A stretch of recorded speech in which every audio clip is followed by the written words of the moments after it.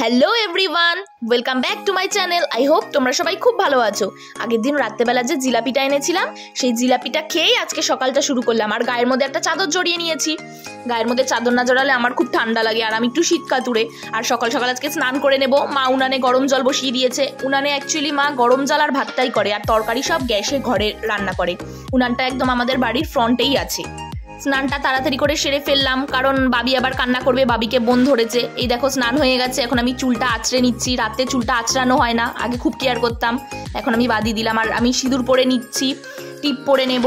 আমি একটু সিঁদুর পরতে ভালোবাসি, শাখা পলা এইসব পরতে ভালোবাসি। আর এইসব না পরলে আমার প্রচণ্ড টেনশন হয়, মানে আমার শুধু মনে হয় আমার বরের যদি অমঙ্গল হয়ে যায়। আর কেন শাখা পলা সিঁদুর কেন খুলবো? আমি একটা বাঙালি মেয়ে, এগুলো খুললে কি স্টাইলটা বেড়ে যায়? আমি এটাই বুঝি না।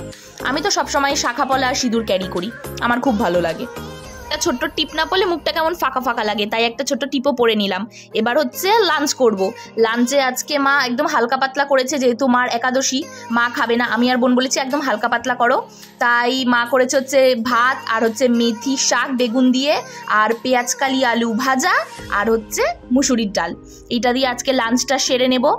আর জানো তো, আমার ভাত না খেলে চলেই না। কে কে আমার মতো ভাত পাগল আছে একটু বলো তো। দুপুরবেলা একটু শুয়েছিলাম, তারপরে বিকালবেলা উঠে ওপর থেকে মানে ছাদ থেকে যা যা জামা কাপড় ছিল সব জামা কাপড়গুলো নিয়ে আসলাম।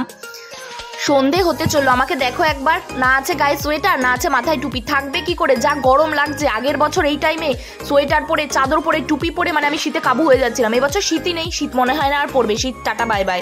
আর এখন একটু দোকানে যাব।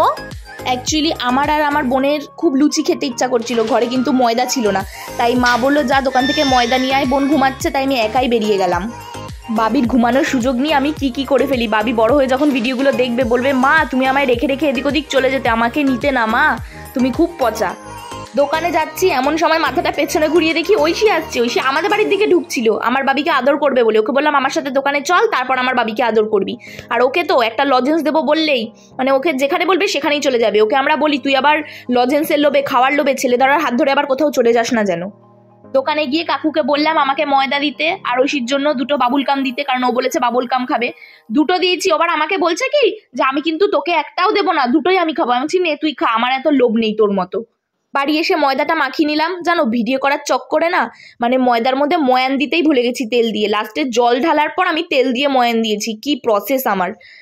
ময়দাটা মাখতে মাখতে দেখি বাবি ঘুম থেকে উঠে গেছে, বাবি কান্না করছে, তাই আমি বাবির কাছে চলে গেলাম। লাস্টে মার বোন মিলেই লুচিটা ভেজে নিল। লুচিটা আজকে নলেন গুড়ের রসগোল্লা দিয়ে খাবো। বোনও খাবে, আলুর তরকারিও করেছে, কিন্তু নলেন গুড়ের রসগোল্লা দিয়ে খেতে ভালো লাগে বেশ।